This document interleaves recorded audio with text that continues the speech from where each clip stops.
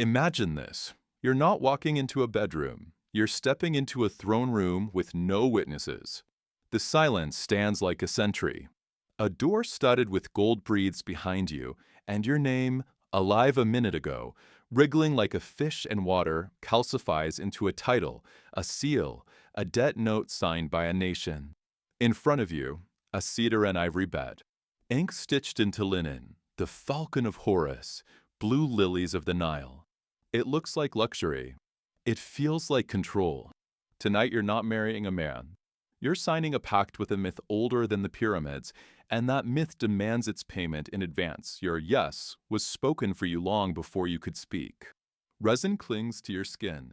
Kiffy smolders like wine made of smoke, and the air is thick as a promise you never made. Everything you were taught, hold eye contact, don't trip on your hem, smile like the smile was your choice, turn slow in your veins like a polite poison.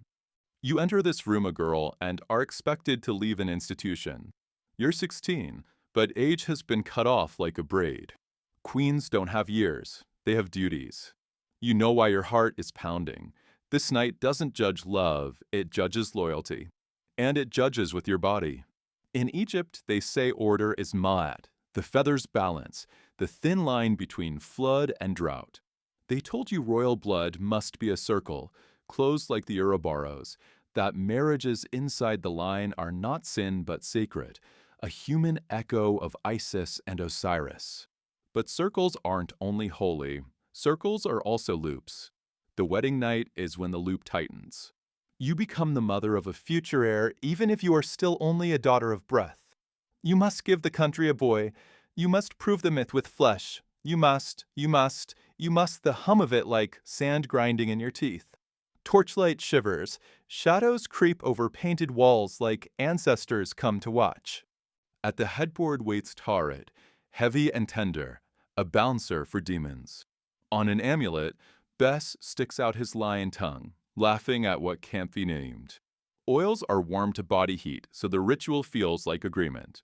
A priestess murmurs formulas to help the night remember you kindly. And under all that gold, the cold rises not fear of the man, not even fear of pain, but fear of the structure itself, the invisible machine that uses tenderness as the engine of succession. Augustine would call this the wound of disordered love, when values stack wrong, when you're trained to love power more than a person, ritual more than mercy. You cut yourself thinking that to truly love would be to risk the order, and so betray vows you never chose. Here everything is reversed. Love must fit the mold handed down by priests and counselors, like a body pressed into a coffin beautiful, tight, forever. If love dares to move, the lid of tradition slams. You are prepared, of course. You can read the river's mood from a fisherman's frown. You know the gnomes and festival dates and what Ammonius is owed at Opet. You speak diplomacy and can hold a silence like a drummer holds procession tempo. But no one taught you the one skill you need, how to remain yourself in a room where every object is state apparatus. The bed is protocol, the coverlet a report, your bracelets a row of signatures, your voice an appendix with blank pages. When the last panel of the door slides shut, you understand. The husband is a mask. On the throne, he's a falcon god. In this room, he's a composite made of other people's expectations, senior wives, advisors, priests, scribes. He's not a person so much as a function. He wants an heir not because he wants a child, but because he wants eternity. If tenderness happens, it gets strained through filters of utility. Machiavelli, long after you, will call it necessity. Without succession, the state collapses. But necessity laid on the skin becomes terror. And terror doesn't dissolve in frankincense. Watch how the mechanism works. First, the blessing of the bed, not private happiness, but public guarantee. Then the unspoken inspections, the rumor audit that always follows. Did the physician hear a soft cry beyond the door? Did the maids notice blood on the sheets? How many days until the first whisper of pregnancy? Egypt is inventive with symbols, but blunt with conclusions. If month after month the body remains a horizon, people start asking the gods questions. And when they ask the gods, it's people who answer, and their answers are colder than any oracle. You're afraid not only of pain, and not only of childbirth, where fate throws dice without warning. You fear the absence, the thing that might not arrive, the emptiness you can't present on a platter. You fear becoming the one who did not give, and how that phrase can lock your mouth. Worse, if someone else gives in your place. The women's quarter, less a harem than a second state inside the palace, has its own ministers and taxes. There, laughter is diplomacy, gifts are treaties, silences are non-aggression pacts. Where a man has choice, a woman has strategy. Your strategy begins here, in this room, surviving this night without losing your morning. Erasmus, who mocked mitres and regalia in the praise of folly, would drop the grin for this. He knew how ceremony without humanity becomes a smooth, empty mask. Your mask is flawless. The best hands in the court carved it. But a living face sweats beneath, and that breath is the one unaccounted variable in the holy machinery. The strangest truth is that even tenderness, if it's lucky enough to appear, has to pass checkpoints, fear, duty, gossip. Only then, for a second, it gets to be itself. You remember the whispered, survivable stories. One great royal wife smiled not like a statue, but like a woman because, behind the door, a husband, briefly not a god, asked if she was cold and threw over her a cloak that smelled of travel and sweat. Another, unknown to poets, stubborn in practice, learned every servant's name and built a shadow court of gratitude and secrets. A third decided life only works in attack and learned a neighbor's language better than any diplomat, to purchase choice where none was sold. These are the secret herbs in your cosmetic case. They won't cure the world, but they help you live through the night. Hatshepsut, her name echoes like the terraces of Deir el-Bahri, learned silence first, measured and demanding. One day she decided that the language of power could be taught to say, woman. The false beard wasn't a disguise, it was a grammar hack. But before that hack there was fear, like everyone else's. Nefertiti smiled in release as if air had turned lighter. Publicly, partnership and prophecy. Privately, the fit of plastic and blood, reform vetted against the warmth of hands. Cleopatra negotiated in bedchambers the way others govern provinces, but before diplomacy, there is a closing door and a young woman learning to breathe quiet enough to hear danger before she hears the shuffle of a court. The walls also hold the simpler stories that never reach stone. A young queen who bled for days while the palace kept singing in the courtyard because music travels faster than concern. A senior wife who visited with a bowl of pomegranate seeds and left with a rumor polished bright enough to blind. A midwife who risked her place to whisper a human truth, drink, eat, rest into a room where gods were louder than common sense. History remembers monuments. Memory remembers gestures. In the ledger of fear, tiny mercies are the only currency that doesn't depreciate. Thomas Aquinas steps forward in your mind, as if invited by the smoke itself, lex iniasta non est lex. A rule that strips a person's dignity isn't law. He speaks in cool tones, but the sentence blazes in the room like a second torch.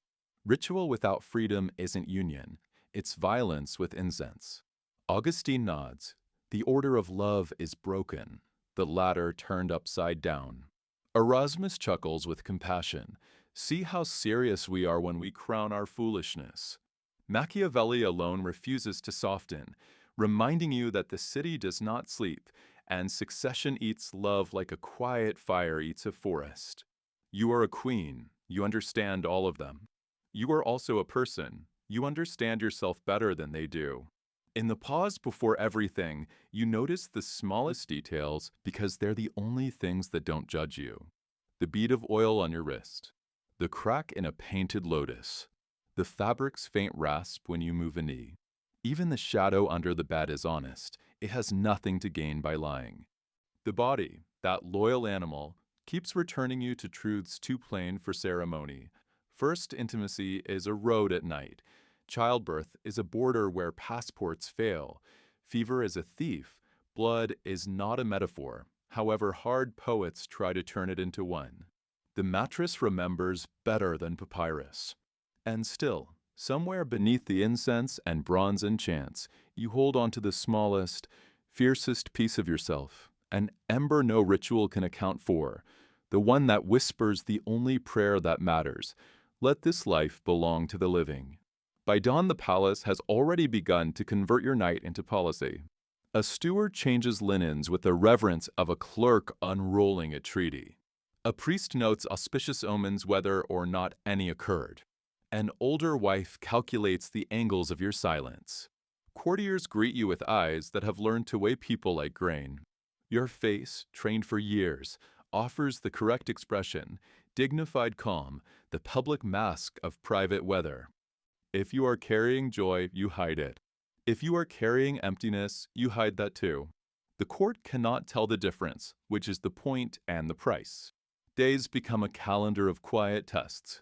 Does your appetite rise? Do you faint at incense? Does your waist vanish a finger at a time beneath ceremonial belts? Scribes love records more than outcomes. They write what they can measure. But you know the unmeasured parts. The way the river looks grayer on the mornings you dread. The way a bird's sudden flight can feel like an omen. The way you begin to ration words so you never spend more honesty than the room can afford. A queen who survives learns the arithmetic of attention. 5 smiles for 1 favor. 2 favors for a rumor extinguished. A kind word to a midwife buys a quieter corridor for a month. There's also a politics of tenderness, a subtle art with heavy stakes. If your husband reaches for you with the weight of a god, you learn to lighten him with humor. If he reaches as a man, you learn to meet him as a person without forgetting that the door always has ears. You cultivate rituals that are private in ways the state cannot monetize. Tea at a window when the city is just beginning to speak. A walk to the roof where the wind makes both of you smaller than your names. A touch that is a sentence. A breath that is a treaty. Love, when it survives here, does it by learning how to be quiet without becoming a secret. You also learn the geography of the women's world like a general studies terrain. Who sits where at meals is a weather map. Who laughs a beat too late is a tremor before a quake. Who asks after your health twice in one afternoon is the envoy of someone else's plan. You build alliances the way reed boats are built, strand by strand, patient, flexible enough to survive the bend of the current. You trade nothing you can't afford to lose. You give little gifts that mean a great deal, time, attention, the courtesy of listening until a name becomes a person. The empire thinks power is in statues. You discover power hides in the way a handmaiden steps forward when you enter a room. Sometimes the gods feel close. A dream where Hathor brings music and you wake with music still in your throat. A hawk cutting the sky like a signature. A temple morning so bright it almost burns away fear. Religion here is not all mask, it is also medicine. But even medicine can be misused. Priests can bless cruelty and call it balance. The people can chant tradition while ignoring the pulse that makes a tradition worth saving. Aquinas would say the purpose of law is human flourishing. If the law crushes the human, it has turned against its own reason for being. You hold that thought like a secret knife you never intend to use and hope you won't have to. You hear, as time goes on, how the past speaks through doors other than the throne room. A veteran guard who tells you about his mother's bread, and suddenly the empire sounds like a kitchen. A scribe who admits he writes his daughter's name in the margins of ledgers, so it will exist somewhere other than his house. A musician who plays a note too tender for politics. You begin to see your people not only as subjects, but as mirrors. You are called to be larger than a person. You learn that the only way to do that without dissolving is to become more human, not less. Love, if it arrives, is late but not worthless. It cannot undo the first night, but it can unlearn some of its lessons. It can teach the body that touch isn't always a contract. It can teach the voice that yes is loudest when no is possible. It can teach the mind that a partner is not a function. It rarely comes as a flood, sometimes it visits as a reed's rustle by the riverbank.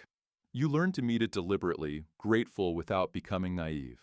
Queens do not get to be naive, they only get to be brave. When birth comes, it comes like a moon the whole palace measures itself against. Midwives move with the calm of women who have walked 1,000 edges and remember the way back. Priests try to help and are useful only when they remember they are visitors here. The room shrinks to the size of a breath. Fear returns, not gilded now, just fear, an animal with patient eyes. You wrestle with it and with your own body and with the future that is trying to arrive through a door too small for prophecy. Sometimes joy wins, sometimes grief. Either way, you learn the cost of a myth measured against muscle and time. If the child lives, the palace breathes differently for a while. Fear does not leave, it changes masks. You are measured now as mother, a role that feels real and unreal at once. A wet nurse is chosen. A second nurse is chosen for when the first falls ill, because every palace is a hedge against loss. Tutors hover in the hallway like seasons. Your arms learn the shape of a head, and your heart learns a new terror, guarding a tiny life inside a giant story. The future you never entirely wanted is suddenly asleep on your shoulder, and for a moment the empire is no bigger than a yawn. Not every story keeps its brightness. Some nights hush the palace in ways even drums can't break. You grieve with the curtains drawn and the gods respectfully distant. In those hours, ritual can be either a comfort or a cruelty, depending on who holds it.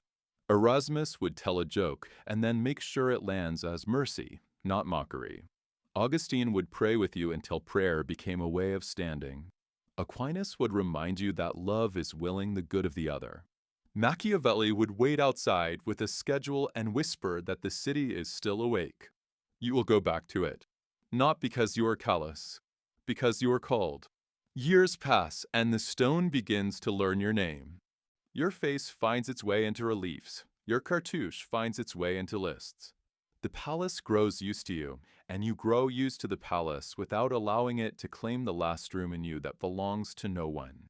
That room you protect with rituals of your own, writing when the city sleeps, walking when the river is full, touching a tree that has stood longer than any rain. Power tries to take everything.